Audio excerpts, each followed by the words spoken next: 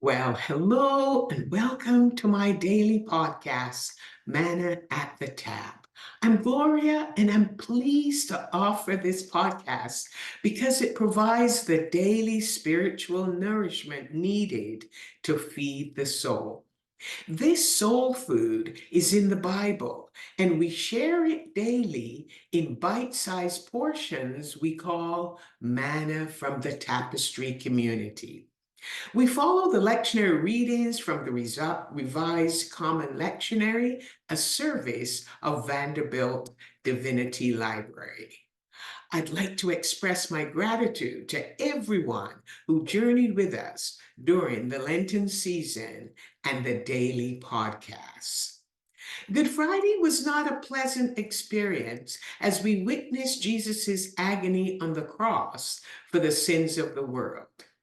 When he was about to die, though, he said aloud, "It is finished," and he committed himself to the hand of his Father. Afterward, Joseph of Arimathea, a secret disciple, placed Jesus carefully in his own tomb as the women observed the location because there was no time left to anoint his body for burial. After that, nothing was left to do but to return home and rest on the Sabbath or silent Saturday. Early on Sunday morning, before the sun had risen, the women who were last at the cross were on their way to the tomb.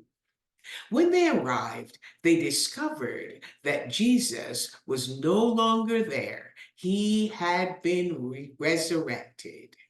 That's the message of Easter. Jesus died, he was buried, he rose again, and now he lives forevermore. The lectionary text for today takes us to the beginning of beginnings, the book of Genesis, chapter 1. The word Genesis means creation, the origin, or the coming into being of something. All ancient societies have a story of beginnings, their creation origins, and how their world came to be. Their stories tell of their flawed gods who created the world, and many had stories similar to ours about an ancient flood. The Bible's account of creation, though, presents a completely different story of the world's origins. It teaches us that there is one creator, God, who is sovereign and powerful. He creates from nothing through his spoken word, and God said. God created everything that exists so that he could have fellowship with humanity, even though they were not yet created at the time described in our lectionary text.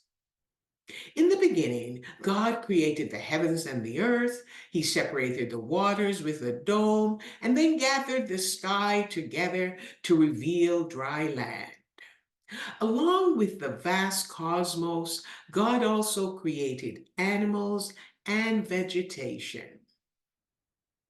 It's important to understand our perspective on creation because it shapes how we interpret God's word throughout the Bible.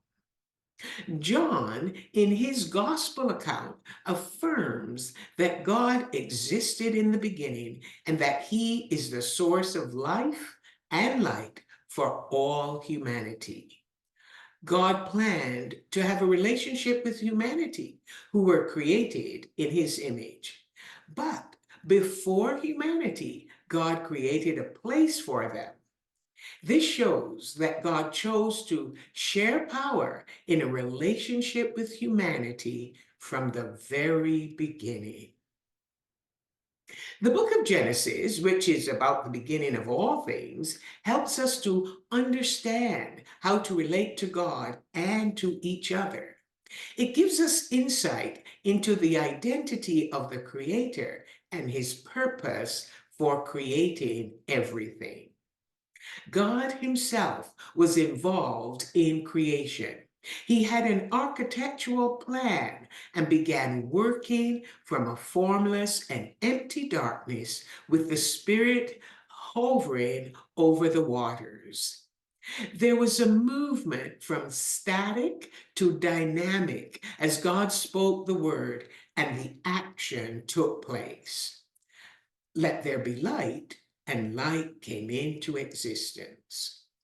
God's response to his creative acts was, "It was good." As you listen today, I hope that you come to know the God who created you in his image and that you know you are loved by him.